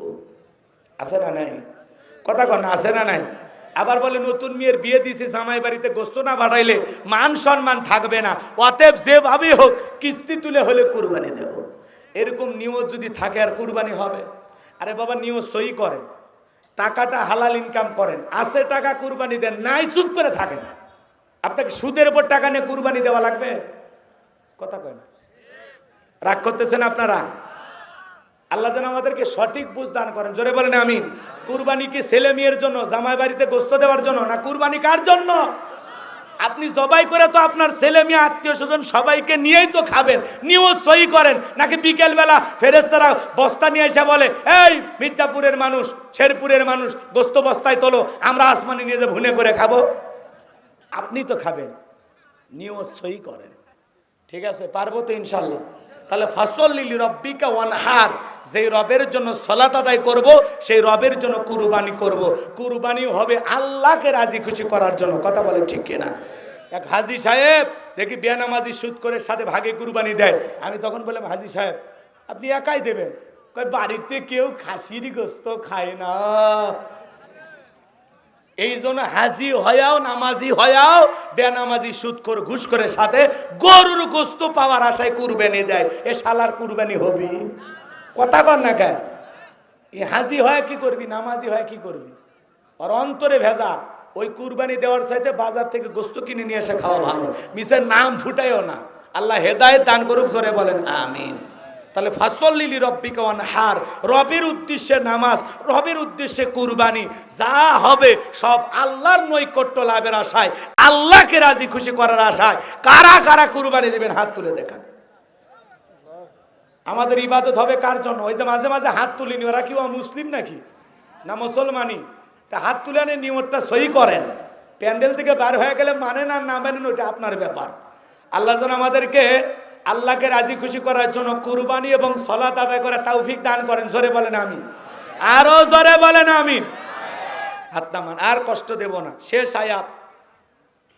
কথা বলেন না কেন? কি আয়াত? ভালো করে বোঝেন। আল্লাহ রাব্বুল আলামিন ডেকে বলেন, ইন্না শানিয়াকা হুয়াল আবতার। আল্লাহু আকবার। আমার আল্লাহ ডেকে বলে, নবী গো, যারা আপনাকে লেজ কাটানির বংশ বলে আপনি মন খারাপ করবেন না, নবী মনের মধ্যে কষ্ট নেবেন না। নবী গো, যারা আপনাকে লেজ কাটানির বংশ বলে, ও নবী আপনার ছেলে সন্তানগুলোকে নিয়েছি, আপনি কষ্ট মনের মধ্যে নেবেন না। ওই আবুল হাব, উতবা, সাইবা, ওদের বংশে বাতি জানানোর কেউ থাকবে না, ওদের নাম নেওয়ার মতো কেউ থাকবে না। নবী গো, আপনার শিশু সন্তানগুলোকে নিয়েছি, মনের মধ্যে কষ্ট নেবেন না। আপনাকে ভালোবাসার, আপনাকে মহব্বত করার কোটি কোটি রুহানি সন্তান আমি আল্লাহ জমিনে পাঠাবো। বলুন সুবহানাল্লাহ। আমরা রসুলের রুহানি সন্তান। পৃথিবীর 200 কোটি মুসলমান সবাই রসুলের কি সন্তান? জোরে জোরে জোরে, রুহানি সন্তান। এজন্য বাজান, নবীজির অপমানে যদি না কাঁদে তোমার মন, মুসলিম নয় তুমি মুনাফিক, নবীজির দুশমন। কেউ যদি আমার নবীকে গালি দেয়, নবী হলেন আমাদের কলিজার টুকরা। কথা বলে না কেন? তুমি আমার বাপকে গালি দাও সহ্য করব, মাকে গালি দাও সহ্য করব, কিন্তু বিশ্ব নবী হলেন আমাদের কলিজার টুকরা নবী। নবীকে যদি কেউ গালি দেয়, ওকে দইরাওয়ার জিহ্বা টেনে ছিঁড়ে কুকুরকে খাওয়ায় দেব। এরপরে নবীজিকে অসম্মান করে কাউকে কোনো বাজে মন্তব্য করতে দেওয়া হবে না। এই যে মাঝে মাঝেই নাস্তিকেরা বের হয়, কুরুচিপূর্ণ মন্তব্য করে, আজে বাজে ভাষায় নবীকে গালি দেয়। নবীকে গালি দেয় তারা অবৈধ বাপের জন্ম হওয়া সন্তান যারা। ওয়ালিদ বিন মুগিরা মক্কা নগরীর একজন কাফের, নবীকে আজে বাজে ভাষায় গালি দেয়, অকাত্য ভাষায় গালিগালাজ দেয়। নবীকে এত গালিগালাজ দেয়, আমার আল্লাহ সহ্য করলেন না। আমার আল্লাহ আসমান থেকে আয়াত নাজিল করে বলেন, উতুল্লিম বাদা যালিকা জানিম, নবী গো, ওয়ালিদ বিন মুগিরা আপনাকে কেন গালি দেয়? কারণ হলো এ পিতৃ পরিচয়হীন জারর সন্তান। এ কি নবীকে গালি দিয়েছিল? এটা কি জারাত? কথা বলে ঠিক কিনা? ওয়ালিদ বিন মুগিরা আরবের মানুষ, আরবি বোঝে। ডেকে বলে, নবী এত বড় কথা, ঠিক আছে আপনি থাকেন, আমি বাড়িতে যাই। সন্তানটা বৈধ না অবৈধ জানে কে? ফ্যাক্টরির মালিক মা। কথা কন ঠিক কিনা? এইবার বাড়িতে আসছে, তার মায়ের নাম ছিল ঝর্ণা। ডেকে বলে, মা, নবী মুহাম্মদ সাল্লাল্লাহু আলাইহি সাল্লাম আমারে বলেছেন, উতুল্লিম বাদা যালিকা জানিম, আমি নাকি পিতৃ পরিচয়হীন জারর সন্তান। তাড়াতাড়ি করে ঘটনা খুলে বল, আসল ঘটনা কি? ওয়ালিদ বিন মুগিরার মা মনে মনে ভাবে, এত বড় গোপন খবর নবী জানলো কেমনে? নবী তো জানতেন না, নবীকে জানিয়ে দিয়েছেন তিনি কে? ওয়ালিদ বিন মুগিরার মা ডেকে বলে, বাবা, বয়স আমার হয়ে গেছে, এক ঠ্যাং কবরে গেছে, মিথ্যা বলে কোনো লাভ নাই। তাহলে শোন, ঘটনাটা কি? তোর বাবা দুনিয়ার ব্যবসা বাণিজ্যের কাজে ব্যস্ত, তোর বাবা টাকা চেনে, তোর বাবা ব্যবসা বোঝে, তোর মায়ের মন বোঝে না। কথা কয় না? জাগলো দেখবেন, ভাইয়েরা যদি বিদেশে থাকে, এলাকায় দেবরের আমদানি কমে না বাড়ে? ডেকে বলে, ভাবি, ভাইয়া তোমার বর, আমি যে দেবর, ভেবে দেখো ভাবি কার কত দাবি। ভাই গেছে মালয়েশিয়ায়, আমি তো দেশে আসি। কথা কয় না? এলাকার পাড়া তো দেবরের অভাব নাই। ডেকে বলে, ভাবি বাজার লাগলে বইলেন, আমি আসি। কথা কয় না? কিছু ডিজিটাল দেবর আছে, সুযোগ পাইলে ভাবির কাছে যা বলে, ভাবি আপনার চেহারা দেখে মনে আপনার বিয়ে হয়নি। কেরে বদমাইশ, বিয়ে না হলে ভাবি ডাকিস কা? এরকম আছে না? না মা বোন যারা বসে আছেন, মা, দুইটা পুরুষ হইতে সাবধান, একটা দেবর আর একটা দুলা ভাই। হাদিসের ভাষায় এদেরকে মৃত্যু তুল্য বলা হয়েছে। বিষাক্ত সাপের চাইতে এরা ভয়ঙ্কর। এ কথা কর না কে? বাড়িতে যদি দুলা ভাই আসে, কন্যাকে শাশুড়িরা হলো সবচাইতে খারাপ। ফল ফুট প্লেটে সাজাইয়া 14 বছর 16 বছরের যুবতী শালীকে দুলা ভাইয়ের কাছে পাঠায়, শিয়ালের কাছে মুরগি পাঠাচ্ছে। শাশুড়ি মায়ের মতো, সে যাবে জামাইয়ের সামনে, বাবা তুমি কেমন আছো, আমার মেয়েটা কেমন আছে, ব্যবসা বাণিজ্য কেমন, শরীরটা কেমন। শাশুড়ি মায়ের মতো জামাইয়ের কাছে যায়া খোঁজ খবর নেবে, কোনো গুনাহ হবে? কথা কয় না? জামাই বাড়িতে আসছে, আপনি মেয়েকে বলেন, মা খাবারের প্লেট রেডি কর, আমি তোর দুলা ভাইকে খাবার দেব। আর মা উল্টোটা করে, নিজে খাবার রেডি করে শালিকে দিয়ে ভাটে দেয়। কথা কয় না? দুলা ভাই তখন খাবারের প্লেট শালির হাতে দেখে বলে, পাগলি, আমি কি এলে খাবার আসি? আমি আসি তোকে এক নজর দেখার জন্য। কথা কয় না? এবার ডেকে বলে, বিকেল বেলা তোর নিয়ে ঘুরতে যাবে। কয়, দুলা ভাই আপনার হাত ধরে তো আমি মরতেও রাজি। আছে না? নাই? এইবার বড় আপার স্বামী বিকেল বেলা মোটর সাইকেলে চড়ছে, মাঝখানে ভ্যানিটি ব্যাগ দিয়ে একটু ফাঁকা রাখছে। যে রাস্তাঘাটের অবস্থা, ডেলিভারি রোড। কথা কর না কে? এমন কায়দায় ব্রেক করছে, এক ধাক্কায় শালি ফাঁকা জায়গা পূরণ করে দুলা ভাইক বম্বের নায়িকার মতো চাপে ধরছে। কথা কন না কে? এরকম আছে না? নাই? এজন্য মা বোনদেরকে বলে, মা খবরদার, দেবরের মোটর সাইকেলে দুলা ভাইয়ের মোটর সাইকেলে ওঠা যাবে। মহিলারা এগুলো বেশি করে। এ বগুড়ার মা বোনেরা ভালো, এরা অবশ্য দুলে ভাই টাইম দেয় না। কিছু কিছু বখাটা দুলে ভাই আছে, বাড়ির যায় বইয়ের ওপর ঝাড়ি নেয়, তোর বাপের বাড়ি যাওয়ার কথা আমার সামনে উচ্চারণ করবি না। তোর বোনের এত অহংকার, ওই বাড়িতে গেলে আমার সাথে দেখা করে না, কথা বলে না। খবরদার, তোর বাপের বাড়িতে আমাকে যেতে বলবি না। তার মানে কি, শালি কথা বলে না, দুলে ভাই খেপছে।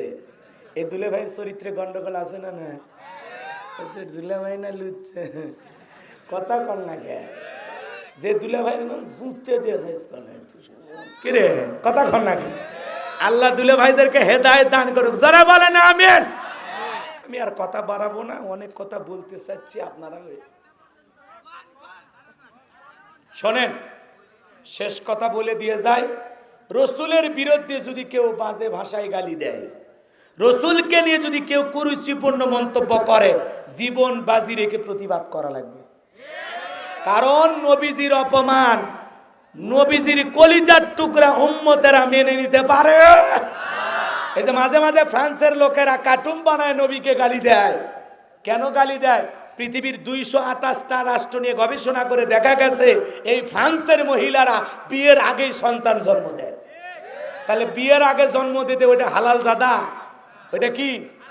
হ্যাঁ, এই জন্য ফ্রান্সের লোকেরা গালি দেয়, কারণ ওদের জন্ম বৈধভাবে হয়। তাহলে নবীজিকে যারা গালি দেবে, আল্লাহকে যারা গালি দেবে, নাইবে রাসূল আলেম ওলামাদেরকে যারা গালি দেবে, এরা অবৈধ বাপের অবৈধ সন্তান, এদের জন্ম বৈধ তরিকায় হয় নয়। যারা নবী রাসূলকে গালি দেয়, আলেম ওলামাকে গালি দেয়, এরা অবৈধ জারর সন্তান। আল্লাহ আমাদেরকে হেদায়েত দান করুন। আখিরি দাওয়ানা আলহামদুলিল্লাহি রাব্বিল আলামিন। অনেকে টাকা পয়সা দিয়েছেন, তাই না? একটু আগে 500 টাকা দিয়েছে, এটা হলো আমাদের গ্রাম চৌকিদার। জি জি তার জি জি, সময় কম। আচ্ছা, চৌকিদার এক 500 টাকা, এটা কি তার মেয়ের জন্য দিছে? তার মেয়ে রেখে। আচ্ছা, আর এটা হলো 10,000 টাকা দিছে, হলো অর্থ মাদ্রাসা প্রতিষ্ঠাতা অন্যতম জয়নাল আবেদিনের ছোট ছেলে মাসুদ রানা 10,000 টাকা, আল্লাহ কবুল করেন। আর একজন ভাই আব্দুল মমিন, তার পরিবারের পক্ষ থেকে মরহুম বাবা সাবেক শিক্ষক ইয়াকুব আলীর মাগফিরাতের জন্য 10,000 টাকা, আর একে 2,000। আল্লাহ বক্তা শ্রোতা সবাইকে এই কথাগুলোর উপর আমল করার তৌফিক দান করেন, সবাইকে দান করার তৌফিক দান করেন। যত ভাইরা দান করেছেন সকলের দান কবুল করেন। ওয়া আখিরি দাওয়ানা আনিল হামদুলিল্লাহি রাব্বিল আলামিন। কারো কিছু বলার আছে? তাহলে দোয়া করে দিলেন। আল্লাহুম্মা আমিন। রব্বানা যালামনা আনফুসানা ওয়া ইল্লাম তাগফির লানা ওয়া তারহামনা লানাকুনান্না মিনাল খাসিরিন।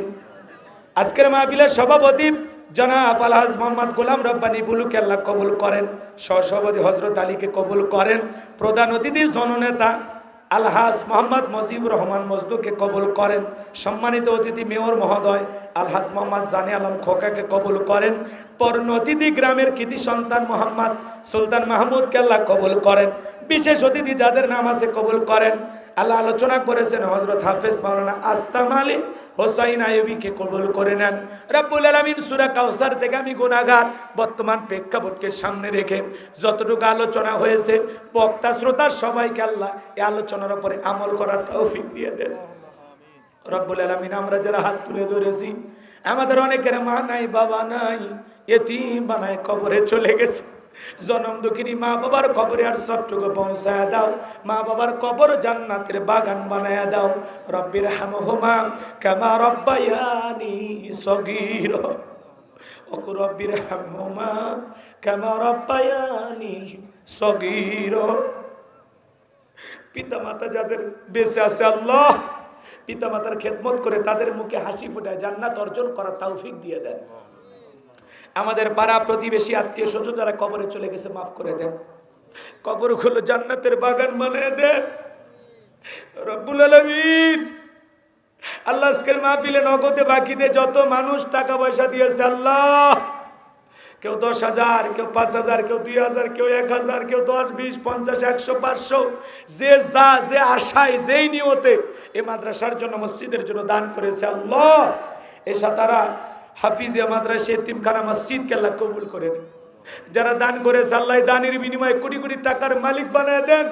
কঠিন কিয়ামতের ময়দানে তোমার আরশের নিচে ছায়া দান করিও আল্লাহ। রসুলের হাতে হাউজে কাউসারের পিয়ালার পানি পান করা তৌফিক দান করো। আমার মা বোনে যারা আলোচনা শুনেছে আল্লাহ মা বোনদেরকে পর্দা করার তৌফিক দেন, স্বামীর খেদমত করার তৌফিক দেন, 5 ওয়াক্ত নামাজ আদায় করার তৌফিক দিয়ে দেন। আল্লাহ তাদের দাম্পত্য জীবনে সুখ আর শান্তি দান করেন। আল্লাহ দূর দূরান্ত থেকে যারা কোরআনের মহাব্বতে ছুটে এসেছে আল্লাহ সবাইকে নিরাপদে বাড়ি পর্যন্ত পৌঁছার তৌফিক দান করুন, সবাইকে আপনার রহমতের চাদরে আবৃত করুন। হে রব্বুল আলামিন এলাকাবাসীর উপর খাস রহমত বরকত নাজিল করেন। আমি গুনাহগার যে আলোচনা করেছি এই আলোচনার উপরে বক্তা শ্রোতা সবাইকে আমল করার তৌফিক দিয়ে দেন। রব্বুল আলামিন এলাকাবাসীর উপর খাস রহমত বরকত নাজিল করেন। আয় আল্লাহ তাআলা এই মাদ্রাসার কমিটিদের কবুল করেন। রব্বুল আলামিন স্বেচ্ছাসেবক যারা দায়িত্ব পালন করেছেন, লাইটিং মাইটিং পোস্টার ব্যানার ডেকোরেটর সহ যারা রান্না বান্নার কাজে সহযোগিতা করেছেন আল্লাহ সবাইকে দুনিয়া আখিরাতের উত্তম জাযা দান করেন। যারা বগুড়াতে কষ্ট গিয়ে আমি গুনাহগারকে দাওয়াত দিয়েছেন আল্লাহ তাদের হায়াত বাড়ায় দেন, জিন্দিগির গুনাহগুলো মাফ করে দেন। রব্বুল আলামিন আগামী বছর বড় কোনো আলেম নিয়ে এসে এ মাঠে কোরআনের তাফসীর করার তৌফিক দিয়ে দেন। রব্বুল আলামিন तमाम পৃথিবীর মুসলমানদের উপর সাহায্য নাজিল করেন। ফিলিস্তিনের মুসলমানদেরকে আল্লাহ বিজয় দান করেন। বাংলাদেশের মসজিদ মাদ্রাসাগুলো কবুল করেন। হক্কানি উলামা ইকরামদের কবুল করেন। মাজলুম অবস্থায় যত আলেম কারাবন্দী মুক্তির ফয়সালা করে দেন। রব্বুল আলামিন আল্লাহ তাআলা এই মাদ্রাসার ওস্তাদ ছাত্রদের কবুল করে নেন। এলাকাবাসীর উপর খাস রহমত বরকত নাজিল করেন। রব্বুল আলামিন আমাদের সকলের জানা অজানা ছোট বড় গোপন প্রকাশের যত গুনাহ আছে আল্লাহ আমাদের সকলের তামাম জিন্দেগির গুনাহগুলো মাফ করে দেন। রব্বুল আলামিন নফসের তাড়নায় পড়ে দুনিয়ার মহাব্বতে পড়ে দিনের আলোতে রাতের আধারে গোপনে প্রকাশে যত গুনাহ করেছি গো আল্লাহ আমাদের সকলের তামাম জিন্দেগির গুনাহগুলো মাফ করে দেন। ওই কঠিন জাহান্নামের আগুন থেকে আমাদের মুক্তি দাও। রব্বানা সরিফান্না আযাবা জাহান্নাম ইন্না আযাবাহা কানা গরামা রব্বানা আতিনা ফিদ দুনিয়া হাসানাতাও ওয়া ফিল আখিরাতি হাসানাতাও ওয়া কিনা আযাবান নার। রব্বুল আলামিন তাকায় দেখো কত দাড়ি পাকা মুরব্বীরা হাত তুলেছে, যুবকেরা হাত তুলেছে, হাজী সাহেবেরা হাত তুলেছে, কত আলেম ওলামা হাত তুলেছে, পর্দানিশী মা বোনেরা হাত তুলেছে। আল্লাহ যার হাত দোকানে পছন্দ হয় সে হাতের বদৌলতে আজকের দোয়াকে কবুল আর মঞ্জুর করে নাও। রব্বুল আলামিন দেশি বিদেশি সকল ষড়যন্ত্রের হাত থেকে আমাদের প্রিয় মাতৃভূমি বাংলাদেশকে আল্লাহ হেফাজত করো। আল্লাহ আমাদের প্রিয় মাতৃভূমি বাংলাদেশকে সকল মুসিবত থেকে হেফাজত করো। মাঝে মাঝে ভূমিকম্প হয় আমাদের পাপের কারণে, গুনাহের কারণে। আল্লাহ বাংলাদেশের সকল মানুষদেরকে গুনাহ মুক্ত জীবন যাপন করার তৌফিক দেন। আমাদের সবাইকে তওবা করে আপনার পথে ফিরে আসার তৌফিক দেন। আল্লাহুম্মা ইহদিনাস সিরাতাল মুস্তাকিম, আল্লাহুম্মা ইহদিনাস সিরাতাল মুস্তাকিম, হাসবুনাল্লাহু নি'মাল ওয়াকিল, নি'মাল মাওলা ওয়া নি'মান নাসির। আল্লাহ মাহফিল বাস্তবায়ন করার জন্য যত ভাইরা টাকা পয়সা বিভিন্নভাবে বুদ্ধি পরামর্শ দিয়ে সহযোগিতা করেছেন আল্লাহ কবুল করে নেন। রব্বুল আলামিন আল্লাহ আমার সাদিক ভাই, হারুন ভাই, আব্দুর রহিম ভাইকে কবুল করেন। মিডিয়ার ভাইদেরকে আল্লাহ হেদায়েতের পথে কবুল করেন। হায় আল্লাহ তাআলা দূর দূরান্ত থেকে কষ্ট করে যারা বিভিন্নভাবে কোরআন শোনার জন্য ছুটে এসেছেন আল্লাহ সবাইকে নিরাপদে বাড়ি পর্যন্ত পৌঁছার তৌফিক দান করুন। সবাইকে আপনার রহমতের চাদরে আবৃত করুন। জীবনে কোনোদিন এই বগুড়া শেরপুরের মুসলমানের শুধু দেখা না হয় আল্লাহ এই মুখগুলো জান্নাতের সিঁড়িতে পরিচয় করায় দিও। আল্লাহ এই প্রিয় মানুষগুলোকে আবারও জান্নাতের সিঁড়িতে একসাথে পরিচয় করায় দিও। জীবনে একটাবার খানায় কাবাই কবুল করে নিও আল্লাহ। রসুলের রওজা পাকে দাঁড়িয়ে সালাম দেওয়ার সুযোগ করে দিও আল্লাহ।